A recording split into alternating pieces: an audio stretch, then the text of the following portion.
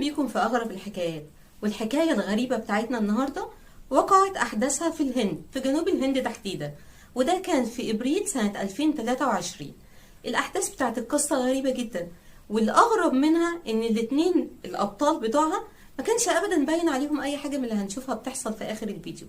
أحداث القصة دي بتبتدي مع شخصين عاديين جدا عايشين في الهند اسمهم هانزا وهيمو. الاتنين دول اتنين زوجين عاديين جدا مزارعين، دايما شغلهم الشاغل ان هم يهتموا بالارض بتاعتهم والمحصول اللي بيطلع منها، وان هم يجيبوا منها فلوس تكفيهم، وان هم يعيشوا اولادهم في مستوى كويس.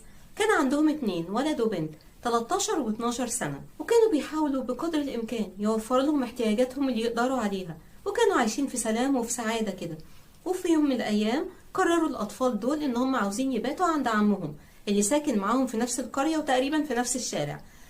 الاب والام وافقوا وخدوا الاولاد عشان يوصلوهم لبيت العم. الحقيقه الاولاد كانوا فاكرين ان هم اللي قرروا الموضوع ده، لكن الاب والام كده في السر كانوا هم اللي بيدفعوهم دفع ان هم يطلبوا منهم الطلب ده في اليوم ده بالتحديد. وزي ما قلت خدوا الاولاد عشان يوصلوهم لبيت العم. الاولاد فرحانين وعمالين يتنططوا وخبطوا بسرعه على بيت عمهم، متشوقين ان هم يشوفوا ولاد عمهم اللي هيقضوا معاهم الليله. وفعلا اول ما الباب اتفتح وكان العم هو اللي بيفتح الباب، الولاد ما استنوش، جريوا بعز ما فيهم ودخلوا جوه البيت عشان يضحكوا ويهزروا مع اولاد عمهم. العم ابتسم للاب والام وقال لهم اتفضلوا. قالوا له لا، احنا وصلنا الاولاد وهنستأذن بقى علشان عاوزين نتمشى شويه في البلد. طبعا العم وافق وسلم عليهم وقفل الباب ودخل عشان يكمل الليله مع الشقاي العفاريت دول. والاب والام ادوا ظهرهم للعم ومشيوا، والشمس ابتدت تغرب، والمنظر القريه اول مره يشوفوه بالجمال ده. هي بالفعل كانت قرية جميلة في الهند، لكن هم عمرهم ما شافوها بالجمال ده. دايما كانوا بيشوفوا نفسهم وهما بيشتغلوا عمالين يجروا من هنا لهنا علشان بس يخلصوا الشغل بتاع اليوم، لكن في المرة دي كانوا هاديين ولابسين أحلى لبس عندهم وماشيين بهدوء كده في القرية. حتى لما كانت الحيوانات بتاعت القرية البقر والحاجات دي راجعين من الحقول بتاعتهم وبيعدوا جنبهم وصوت الجرس بتاعهم عمال يتهز كده في الخلفية بتاعت الصورة الجميلة دي، هم كانوا بيستمتعوا بالصوت ده.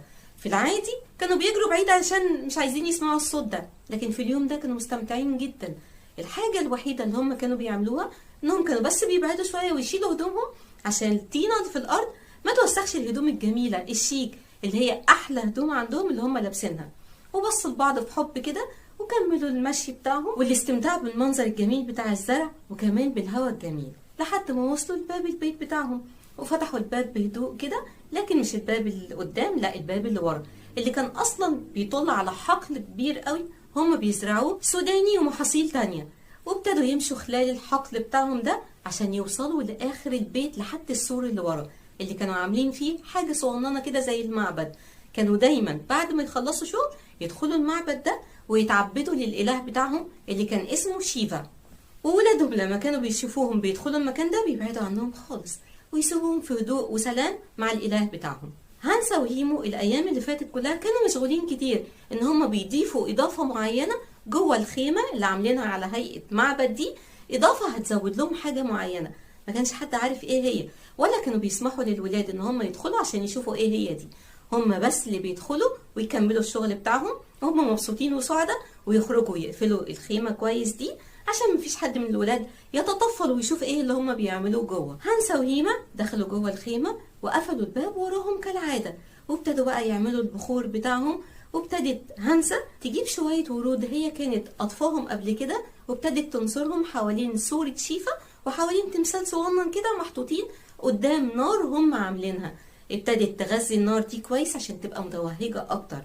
وفي وش النار دي كان ده بقى البناء اللي هم بيعملوه من فتره، كان حاجة كده زي البوابة على هيئة حلق باب، بس يعني مفيش باب، لا الحلق بتاعه بس من الخشب وقدامه النار دي. وابتدوا يعملوا الطقوس التعبدية بتاعتهم قدام التمثال ده، وكانوا قاعدين في سلام وهدوء، وكل شوية يبصوا لبعض ويبتسموا ويكملوا المراسم بتاعتهم في منتهى الهدوء.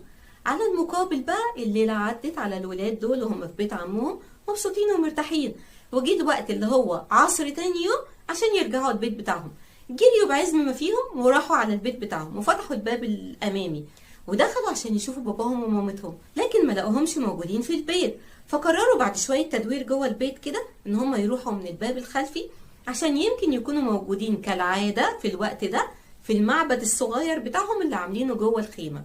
وفعلا جريوا خلال الحقل بتاعهم لحد ما وصلوا لباب الخيمة، وفتحوا الباب بالراحة كده وقعدوا يبصوا، ما لقوش حد موجود. قعدوا يقولوا ايه ده، هم راحوا فين؟ ما كانوش ابدا متخيلين هم ممكن يكونوا سابوا البيت، لان الوقت ده وقت التعبد بتاعهم ولا يمكن يخلفوا الميعاد ده ابدا. الاطفال دخلوا الخيمة وابتدوا يبصوا كده حواليهم، لاحظوا حاجة غريبة جدا، ان المعبد بتاع مامتهم وباباهم ده مكركب كده وفي حاجات في كل حتة متنطورة، وده مش الوضع ابدا بتاع مامتهم وباباهم. هم دايما بيحافظوا على المكان ده نظيف جدا، لكن الولاد لاحظوا ان النار المطفية دي في حاجات مطرطشة كده حواليها ومصدية شوية، وكمان الصورة بتاعت شيفا وكمان التمثال في حاجات متنطورة عليها كده لونها غامق، يعني اكنها بقايا اكل مثلا او حاجة. ولما بصوا في المكان اللي كان المفروض فيه النار اللي اتطفت دي، لقوا قطعتين كبار كده من اللحمه المفروض اللي هي مشويه شويه وما اتاكلتش. استغربوا جدا لان مامتهم عمرها ابدا ما بتسيب المنظر ده، لازم تنظف كويس جدا جدا قبل ما تخرج من المعبد بتاعهم. الولاد لسه مستغربين ومش عارفين ايه اللي حصل، او ايه ممكن يكون خلى مامتهم تجري بسرعه من المكان وتسيبه مش نضيف بالشكل ده على غير العاده بتاعتها.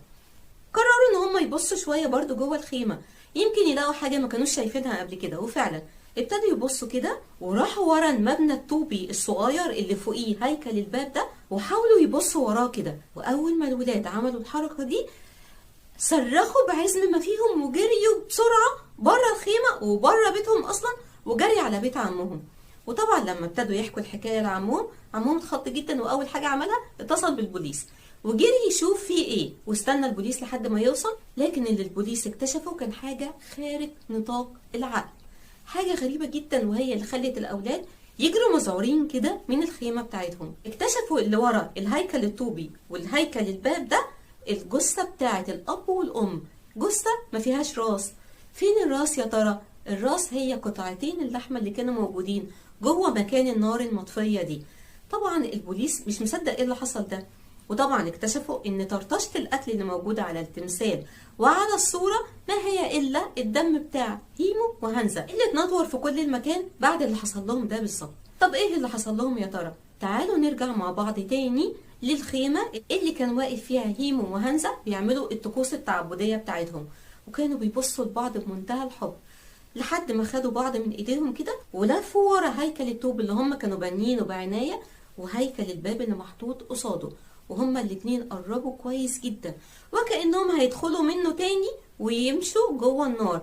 لكن ده محصلش، هما الاتنين وقفوا على الهيكل ده، وهما الاتنين بعد ابتسامة بسيطة تبادلوها مع بعض، وطوا هما الاتنين لحد ما جم على بطنهم كده، وبمنتهى العناية كان هيمو قبلها ماسك حبل وشدوا بحيث ان هو يبقى على مستوى معين.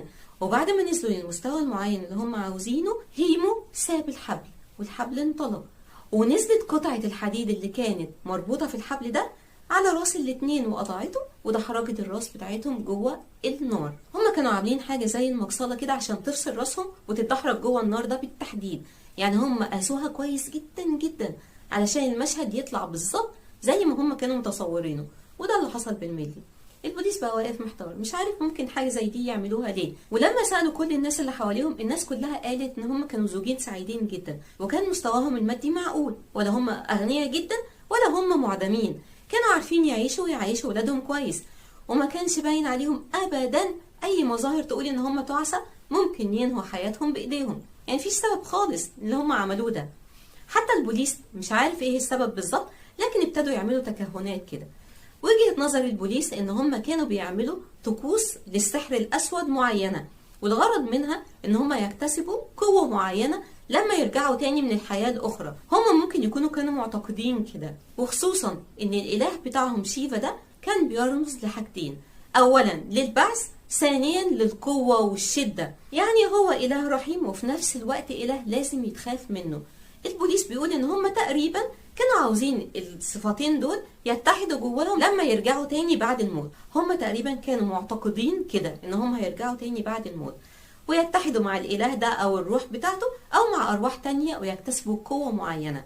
البوليس لقى ان هو ده التفسير الوحيد اللي ممكن يكون قريب من المنطق شوية، ولحد دلوقتي محدش عارف فعلا هل ده التفسير ولا في تفسير تاني. محدش ابدا ممكن يعرف ايه هو، لان الاتنين ابطال الحكاية خلاص ماتوا ومش ممكن يقولوا لنا ايه هو التفسير ده دلوقتي.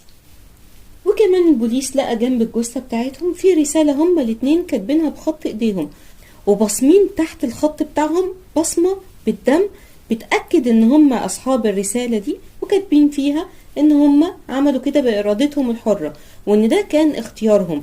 وبيوصوا كل قرايبهم اللي لسه موجودين على قيد الحياة ان هما ياخدوا بالهم من اولادهم، وان هما هيروحوا لمكان تاني اجمل بكتير. واتمنى تكون قضية النهاردة عجبتكم، ولو كانت عجبتكم اشتركوا بالقناة قبل ما تمشوا، واعملوا لايك للفيديو وقولوا لكل اصحابكم عليه. وهستناكم المرة الجاية في قضية جديدة من قناة أغرب الحكايات، وكان معاكم إلهام لاشين.